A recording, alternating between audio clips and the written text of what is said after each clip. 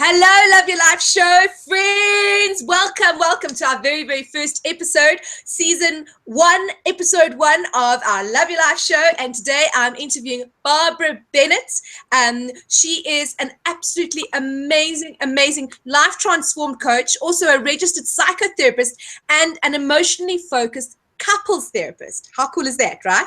She works with individuals, she works with couples, she works with families, also to support them in overcoming any challenges that might be preventing them from leading their most joyous and abundant lives.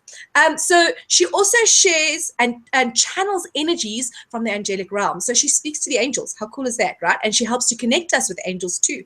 With unconditional loving and guiding, she guides her clients through their challenging experiences to a reality of joy, peace, and love. So I'm very excited and honored and blessed to be able to bring Barbara Bennett into our show and welcome Barbara onto our show today. Welcome, Barbara. Thank you, Bev. It is a joy and an honor to be here with you and with all of your listeners. And I can't wait to see what unfolds and where this goes for us. So thank you. Yay!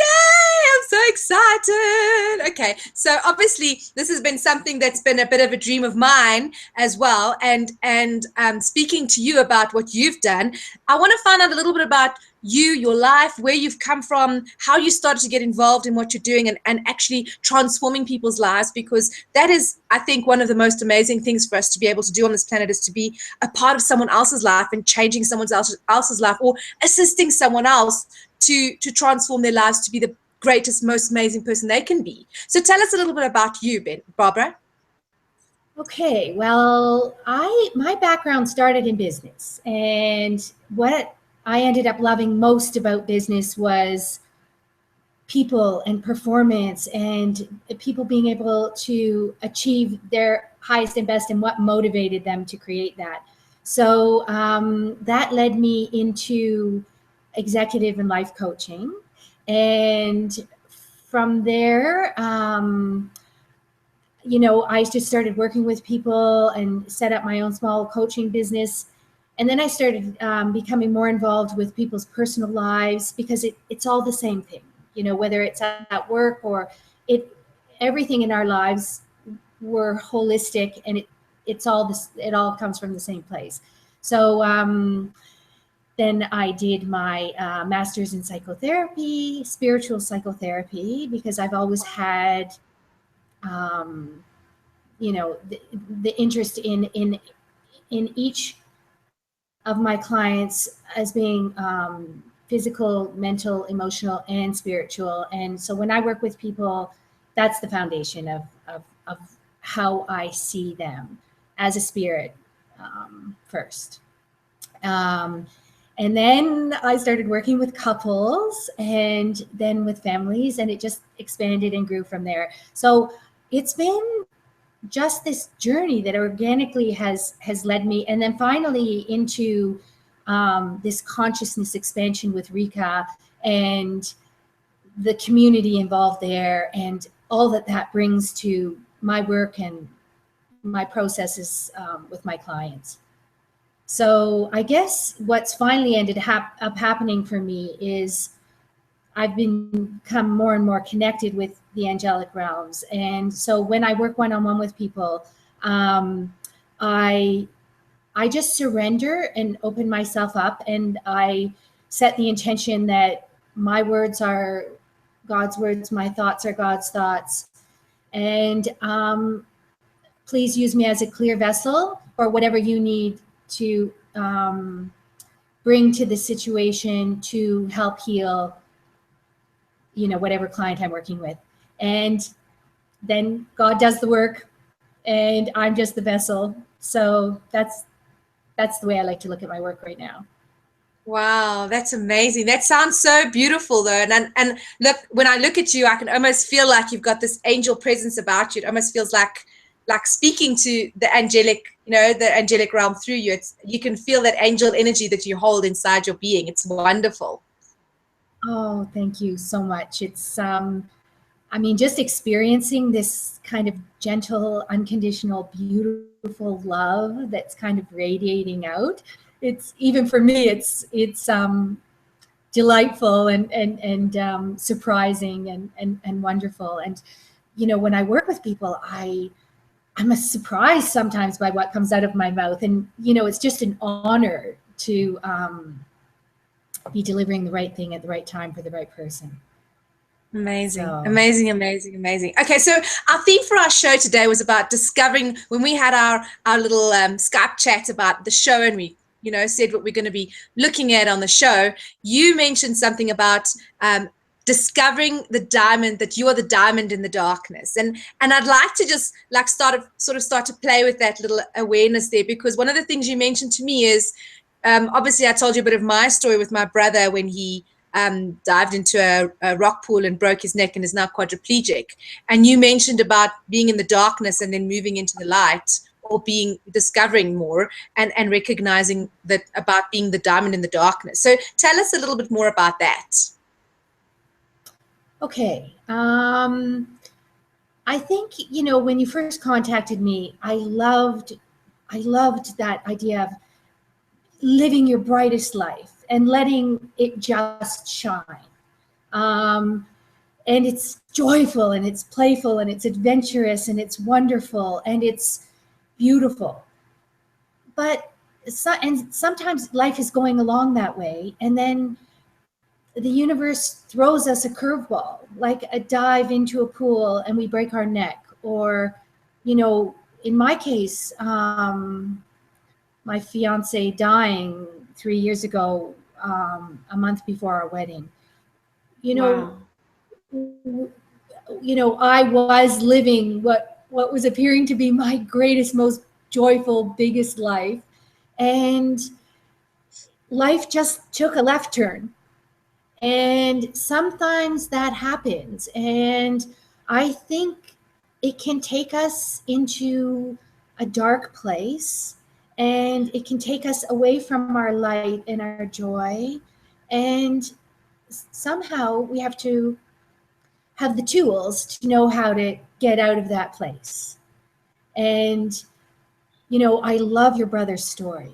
And I have so much respect and honor for him, to imagine his journey of losing his body and wondering how that was going to completely change his life. And it's such a story of inspiration. And would you be willing to tell the readers now where he's ended up now?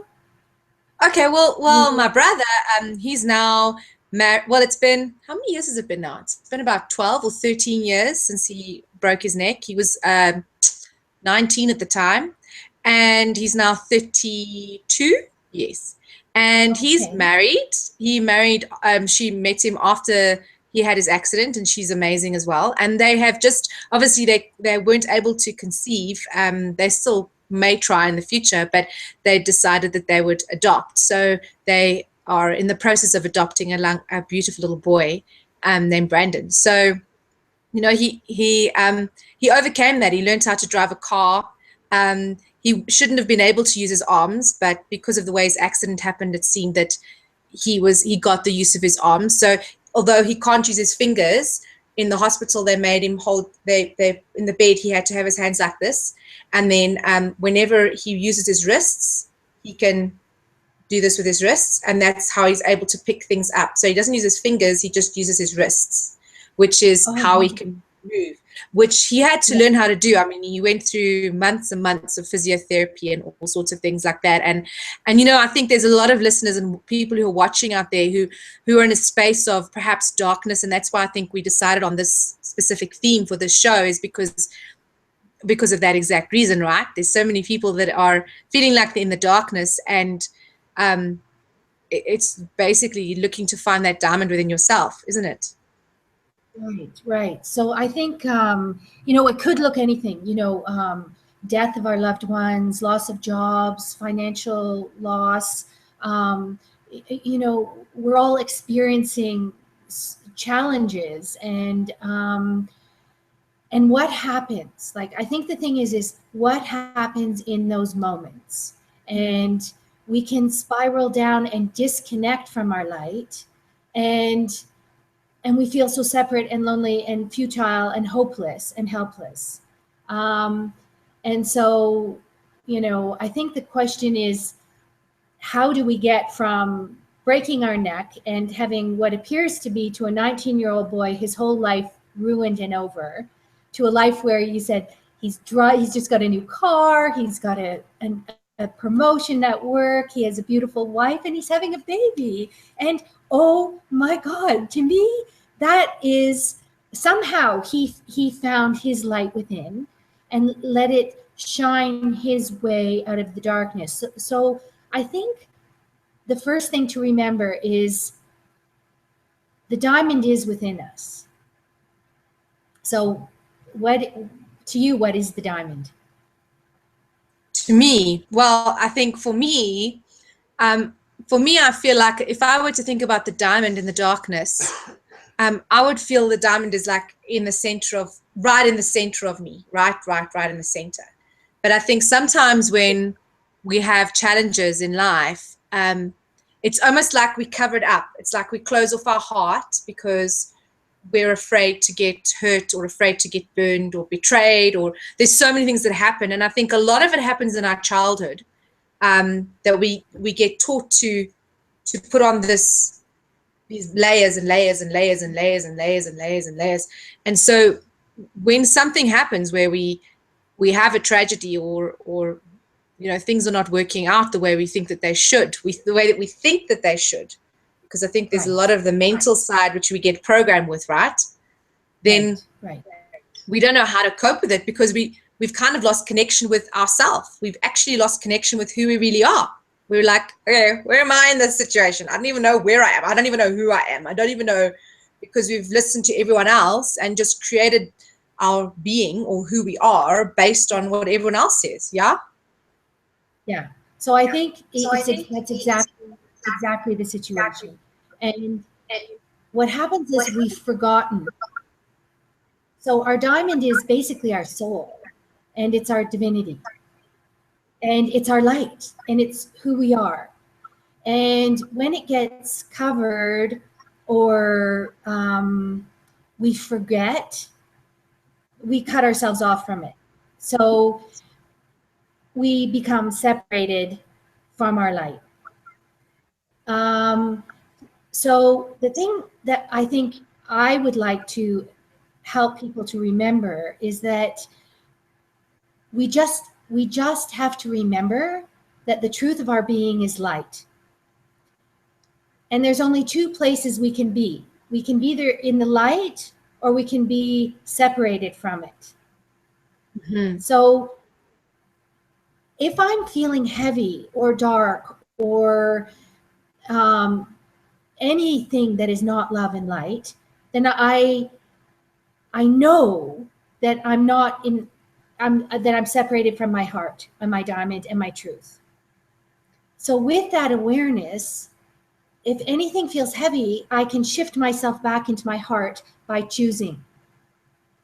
So I can use my intention to remember the truth of my being. And in that intention, I'm actually using my power, which is the only thing I have, is my power to choose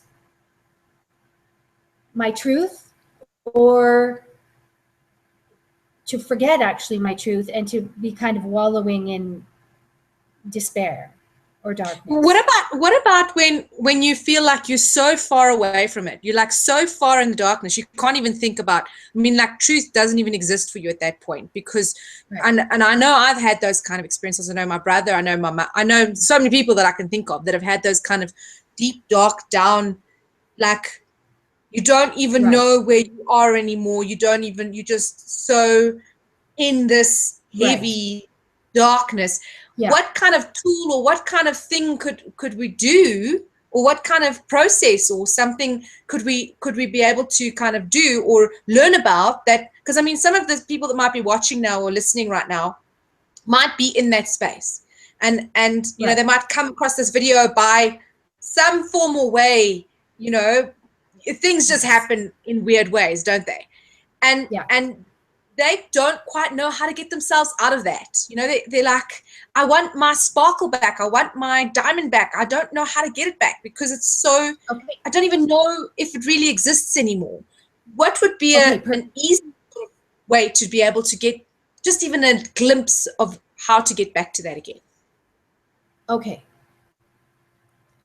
The first thing to do is to accept and admit, I don't know how to resolve this. Okay, so the first step is acceptance. Okay, here I am. It's terrible. I can't figure out how to get out of this. And as Einstein said, we can't ever solve the problem with the consciousness that created it. So if I'm in the darkness and I created this somehow unconsciously beyond my, wildest imagination, I actually need to know that I don't have the consciousness to get myself out of it. So I have to accept that I'm here and I don't know what to do. So in that case, then what? Right? So the next step is to ask for help. Okay? And to ask up. So with our I love that. intention, Faster. and ask up. So that means that we have faith. So the next step is faith. First is acceptance that I'm here and I don't know what to do. The next step is to have enough faith to know that there's something bigger beyond myself, even it's my higher self, the universe, that is here, and I'm not alone. Remember, I'm not alone. The universe is conspiring to work for me in all moments. I need to remember that. Even though it doesn't feel like that, I need to remember that. And I need to look up and I just need to ask for help. Please, just show me the way. Just shine a little bit of light so I know what the next step is to take. So it's hope and faith and trust and surrender. So I'm surrendering my fight and resistance, resentment, and all the things that I'm locked into in this awful dark place. And I'm just letting it go and I'm surrendering it and saying, help me, show me the way out of here, please. So you would say one of the most one of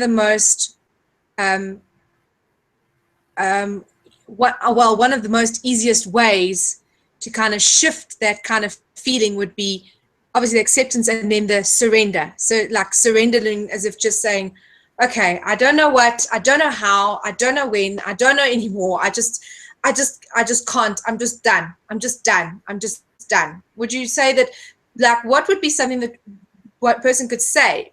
Just I surrender, or would we just need to feel into and say, yeah? Yes. So it's always what happens in the very final stage of a really bad addiction, right? It's us hitting our bottom and to a higher power, whatever that may mean for you. So in that intention, that's our power. That's us asking for help. Then the universe can come in and support us. But until we actually ask for it, the way energy works is the universe can't intervene. The angels can't intervene without us asking for help. So we have to believe that they're there and have faith that that we can move out of this and that we will be shown the way, even though we can't imagine it in this moment. All I know is that I can ask for help and I'm not alone. And I can tell myself, I'm not alone, I'm safe, and I'm asking for help, and there is a way out of here. And what about so that sounds something just came to me now as you were saying that.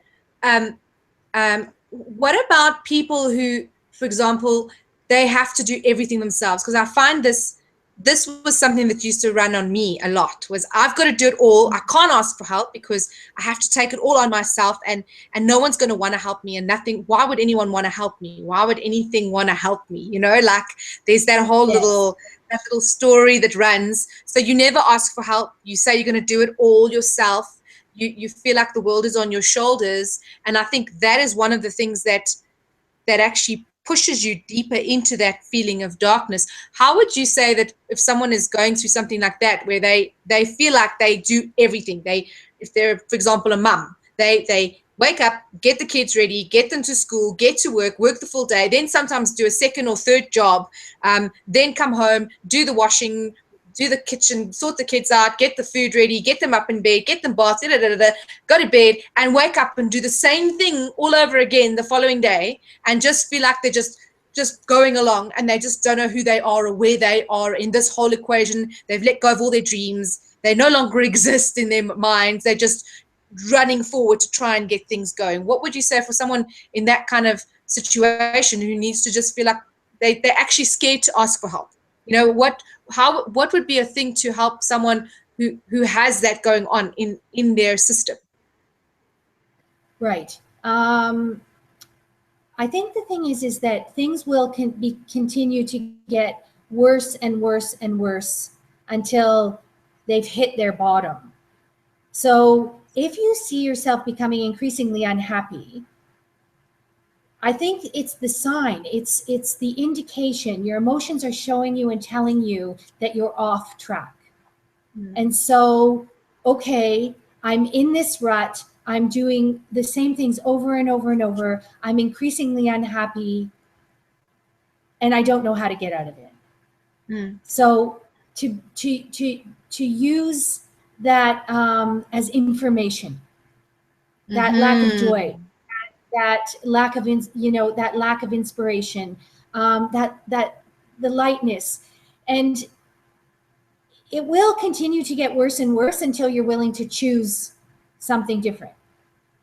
And so I think that for the person that's so strongly attached to not asking and needing to do it on their own, things can get very bad and very dark because they're just so unwilling to surrender, to let it go and ask for help.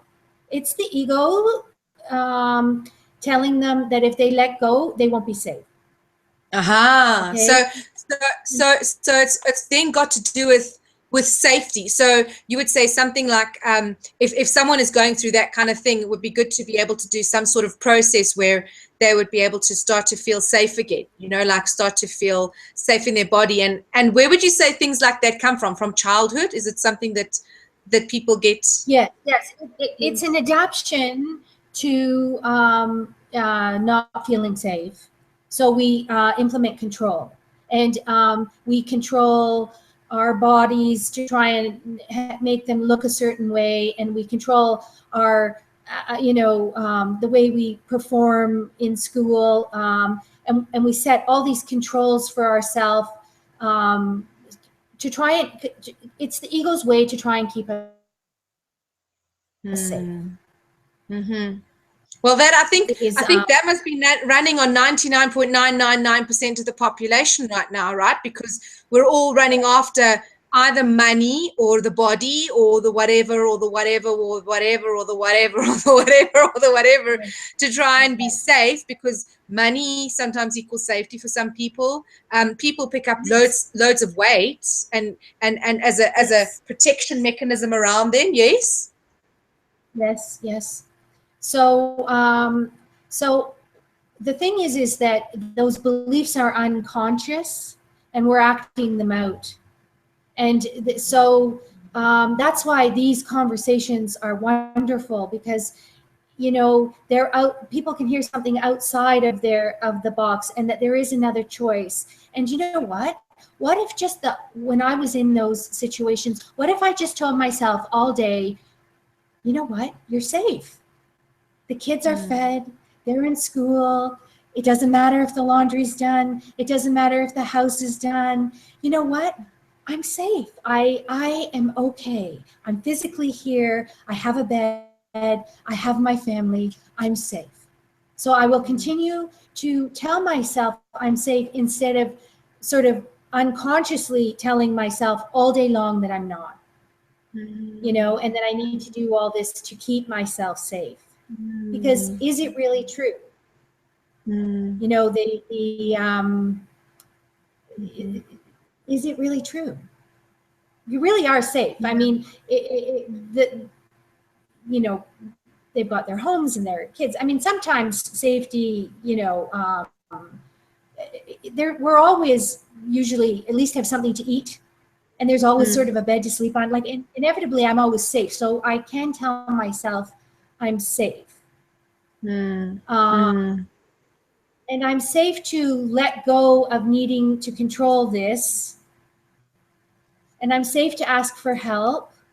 And would I be willing to consider that there's another possibility for my life, that this could look differently? And would I be willing to even ask, how could this work out better than I could imagine? What could I choose to bring more light and joy into my life?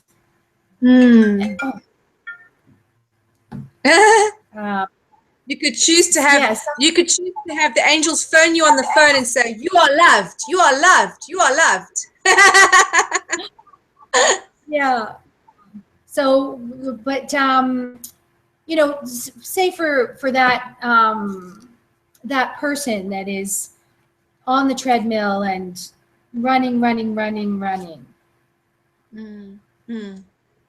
Okay. And also, doesn't that safety then also link to separation? Because if you don't feel separate, if you recognize that you're not separate from the love that you are, you're not separate from God, you are who you are, you wouldn't feel unsafe, yeah? Because you're always safe. It's like there's once you've overcome that whole, it's basically the core issue, if you want to call it that, is the separation from God, separation from love, not feeling loved, all of those kinds of things. But it's all here. It's not even true. It's just a story. Is, you know? Right. So let's come back to the diamond then, right?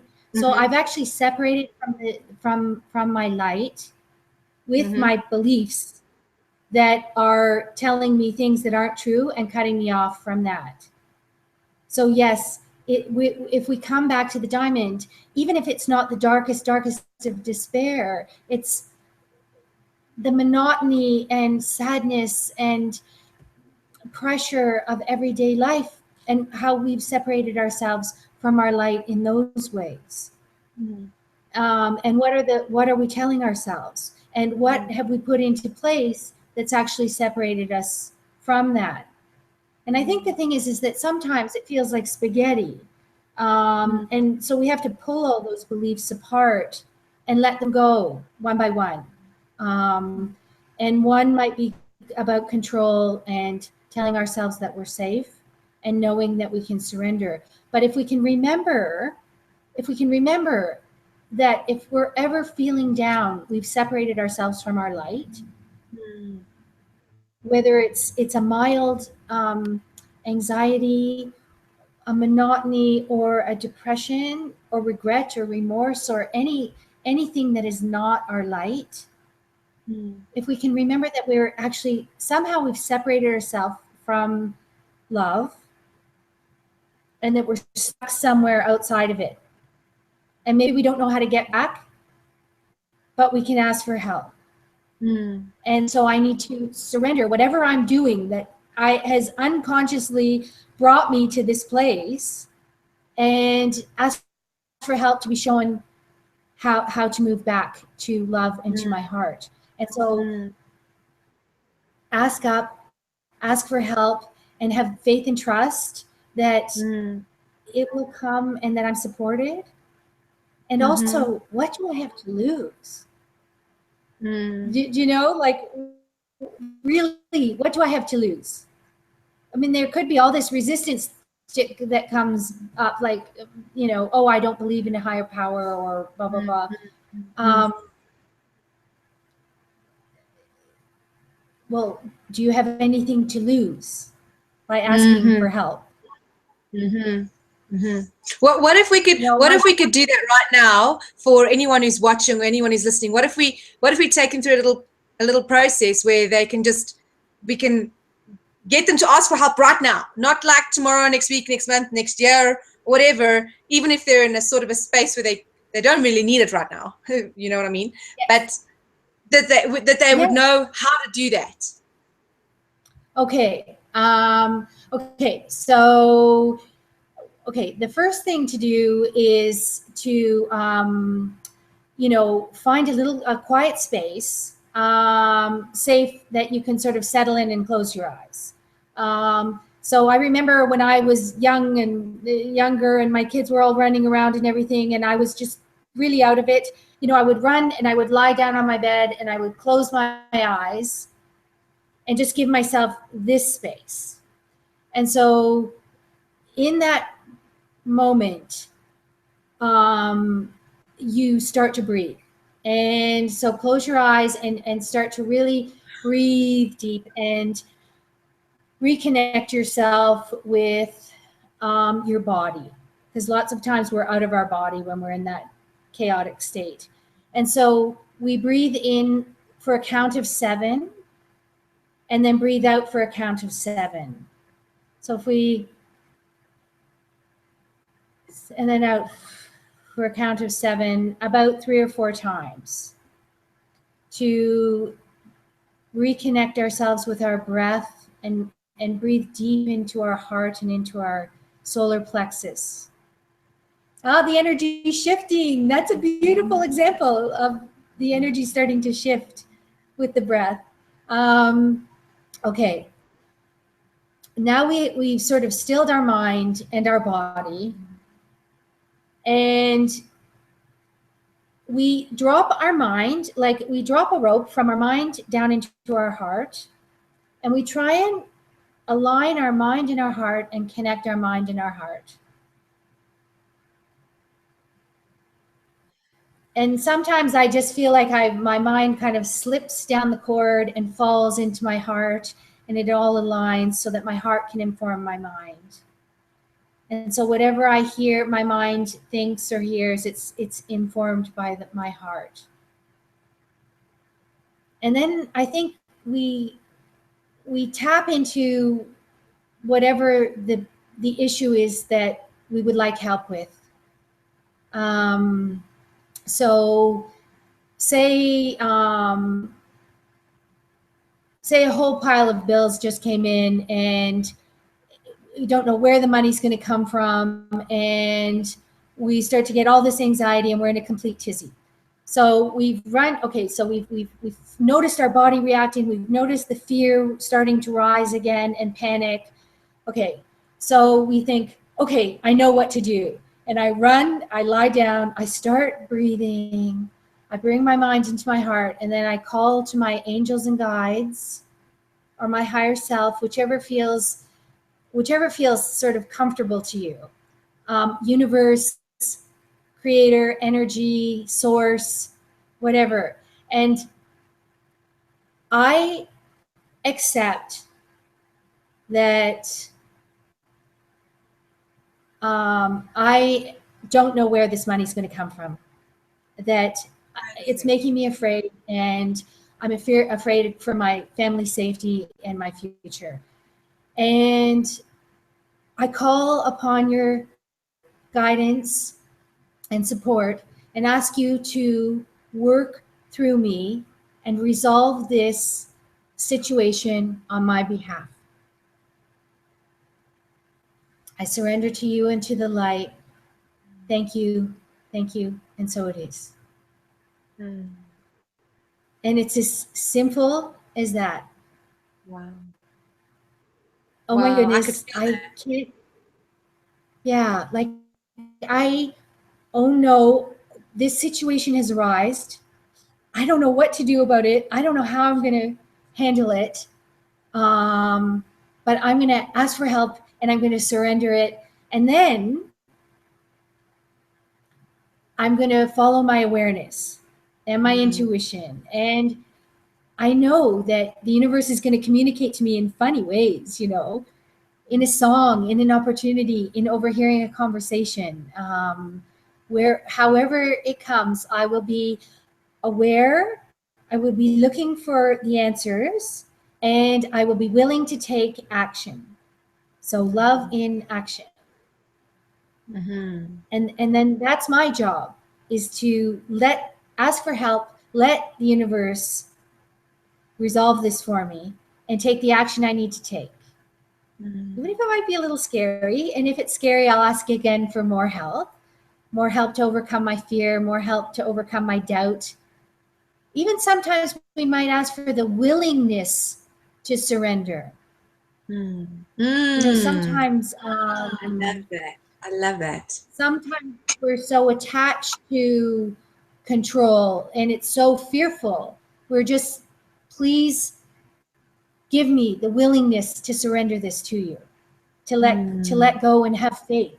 Please show me how to have faith and trust and guide me out of this. And we never know. And then we never know how it's going to happen.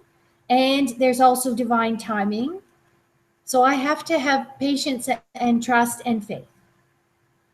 Right? And without that, I can doubt and I can separate myself from the universe again. And that's another wall. So doubt is always preventing me from receiving. So just baby steps, step by step out of the darkness, remembering I am the light, and how can this the light shine for my next step, just like your brother. Like, your brother's just this amazing, amazing example. And so we can do it one step at a time. And when we're in such a dark vibrational place, the vibration is very low. And I don't know if you're familiar with Esther Hicks and Abraham and, vibrational things, but we have to take baby steps. There is a ladder out of the darkness, and we can't jump from despair to joy. They're at way too, like, depression vibrates at around 60, and love is like 528. Wow. So Wow. so we have, so our vibrational, to take baby steps out of the darkness, and it's one lighter thought at a time, up to, and hope is lighter than depression, and anger is actually higher than depression, because anger actually it actually gets movement. It actually, depression is kind of a lack of movement, but anger, at least it gets enough vibration to start movement and energy flowing again. Like usually with anger, we have an expression. So anger is even better than depression. And then the next little step and the next little step until, until we can get to feeling lighter and brighter and more joyful. One of the things I used to, when my husband and I were separating, and I was so filled with fear. I had these little panic attacks, and I would get overwhelmed with fear. And I would know that if I was in fear, I wasn't in love. That's all I knew. I was in fear. I was vibrating at like the lowest place, and I didn't know how to get myself out of it. And I knew that gratitude was one of the most highest vibrating thoughts. So I'd be driving down the street and I would say to myself, okay, look around. What do you have to be grateful for? And I would see the sun sort of sparkling on the water, and it would like put a little sparkle of joy in my heart. And I'm grateful to be in my car. I'm grateful to have a car. I'm grateful for the sun on the water. I'm grateful for my children. Oh my God, I'm grateful for that tree. okay. And then bit by bit by bit by bit, and I'd be breathing and I'd be looking for things to be grateful for. And I would shift the panic attack, and it would dissolve. And I would have kind of walked myself out of it with a higher vibrating choice. So that is one thing we can always choose. You know what? Even in this darkness, what do I have to be grateful for? You know, and your brother, you know, had his family and, you know, had his mother and had your love. And, you know, we find those diamonds in the darkness that allow us to keep going and that bring our heart joy and knowing that we're not alone. Mm. Wow, that's beautiful. I love that. I love that. I love the simplicity of it. Because I think sometimes we get so caught up in it we feel it's so complicated, we feel it's so hard, and just having a little bit of a and I love the breathing thing. I was yawning a little bit there because I think it was bringing in so much air into me, and I was like raising my vibration to when we first started the call after. It really did change. I did feel a big change in my vibration. I feel more energy now, even after that. And I think it did process things in me too, right there and then, as you were saying. Of course, like, oh, this feels good. Well, I think it's important. Well, it's important to know that when we are in a low vibe, we actually are cutting the air off unconsciously. Our body contracts in all ways, and it cuts our air off. And so we actually have to supersede what the body's doing when it's shutting down in those low vibrations. And we have to find our courage and our will and our awareness to, my body's contracting to keep safe in this darkness, and I need to breathe, and I need to breathe, and I need to breathe to lift myself up out of it, and to counteract the shutting down of it. So awareness about what the body does is also important, but because the body takes over, and then we feel, you know, sometimes that's when we end up just going to bed, right? We can't get up, and the body is just shutting down and contracting because it's too much. So our breath is the first step out of all of that. It's just breathing and then moving and walking and keep moving. When I feel myself cutting down and getting so afraid and fearful, I have to remember to move and to let the air and the energy start flowing through me, so I'm not cutting it off, like shutting it off from my crown chakra. So Barbara, I see that we mentioned earlier on that you do amazing coaching sessions, one-on-one coaching, and you also have some packages that you have where you assist people with some of these things to go deeper, because obviously it's more of something that is personalized. It's not something, necessarily that everyone's different. Everyone's got their things that they have. So what do you have in that department? I know you've got some amazing packages as well. Tell us a little bit about that. Well, I love working one-on-one with people, and so I've just put together one-on-one packages. But I love that I like to offer it so that people can choose. So I'm good with one session or two sessions, and is this working for me? Am I feeling these amazing shifts? Not sort of having somebody. So I offer a discounted rate for 5 sessions and a discounted rate for 10 sessions. If people want to commit to that, and also they don't have to, and they to get to know me and to trust that I can see them and I can help them and this is right for them, and session by session. So I will support everyone wherever they are. And if a package works out better because it's financially better, great. And if one-on-one sessions are, you know what, I just want to dip my toe in. I don't know about this. I don't know if this is going to work for me. Then I honor that too. And I want it to be totally our time together to be as much of a blessing for my clients as and an honor as it is for me to work with them and to hold this space for them.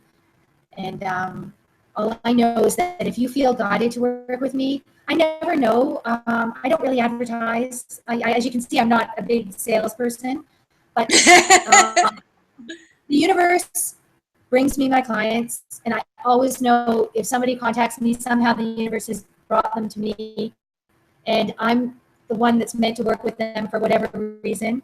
And so it's just, if you feel inspired or guided or whatever, then I'm the person for you, and I'm here, and I would love to support you in whatever challenges you're going through, so that you actually can remember the light and the joy and the beauty within you, and regain that. And I can honestly say that 3 years ago, I was in the absolute depths of despair. And now I'm just, I'm grateful for this situation. I'm grateful for my soul's journey in it. And I'm so filled with love and compassion and abundance and joy that I guess my message is that we can come from there to here, that there is hope, and you're not alone. Please know you're not alone.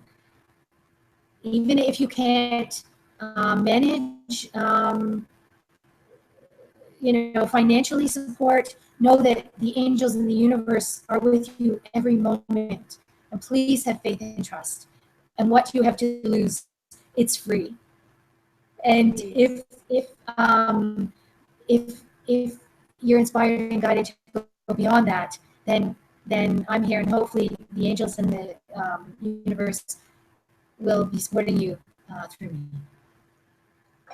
That's beautiful. Sorry, I'm just that's my okay. So that's beautiful. I love that. That's just even the way that what you were saying there, I felt just quite inspired. And some people might think, but I can't talk to the angels. The angels won't listen to me. Well, then go to Barbara, and she'll talk to the angels for you. How's that? So you can ask Barbara to say, how's it? Don't you want to tell the angels, a little bit of help would be good right now?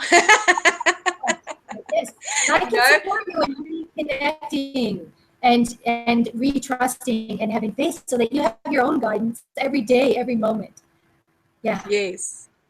Oh, wow. Thank you so much, Barbara. It really was such an honor to have you on the Love Your Life show, and to connect with you and to play with you, and for the beautiful process that you did. I know I processed some stuff there. Just saying. I just kind of processed a little bit there. So that was like a wonderful gift, and I do truly feel that this is gonna land in someone's lap, and they're gonna go, wow, this is exactly what resonates for me. And I do feel that you offer so much amazing joy and love. I can just feel it through when you're speaking. You've just got a real genuine. That's why I wanted to bring you on the show, because obviously, like you said, you're not a salesperson, and the truth is that you really do assist in shifting people at a very deep level. And I've recognized that with you. Just even on this call, I've had a few things shifting me. So that was really, really amazing. And I want to say a huge, big thank you for that. You there, Barbara? Well, hello. Yes, there. Yeah. You there? There you are. I want to thank you. I want to thank you for being you and being your big, beautiful, amazing, glorious, joyful self, and for bringing this to the planet, and for bringing this to all the people that are going to hear, and for serving in your own way. And it's amazing. And I'm incredibly grateful for you and all that you're doing for humanity and the earth. So thank you so much. Yes. So good luck with the rest of it. And yeah. Awesome. All right. Well, I think we're gonna end the show for today, and I'm gonna suggest that if you'd like to get in touch with Barbara, if you're watching on the YouTube page, we do have the link at the bottom. It's I think it's Barb. Is it Barb Bennett? BRAB. Yeah. Barb Bennett. The link will be there as well, but it's Barb Bennett. And you can actually go and visit .com. Yes. .net. .net. .net. That's it. I just checked it here. I was like, oh no, it's not .com, it's .net. So the link will be there, and then if you're on the podcast as well, it will be on the page as well, and on the website too. So have a look there. We would love to, if what Barbara's spoken about today resonates with you, you'd like to find your diamond in the darkness. I'd just like to say, yes, there it is. The gift is there for you to receive. All you have to do is ask, and all you have to do is just say, thank you, I'll receive. That's it. It's that easy. So thank you, many blessings to you, and thank you very much, Barbara, once again. Just saying a quick little bye to you. Okay, bye, Ben. Have an amazingly wonderful afternoon, evening, day, wherever you are in the world. Yay!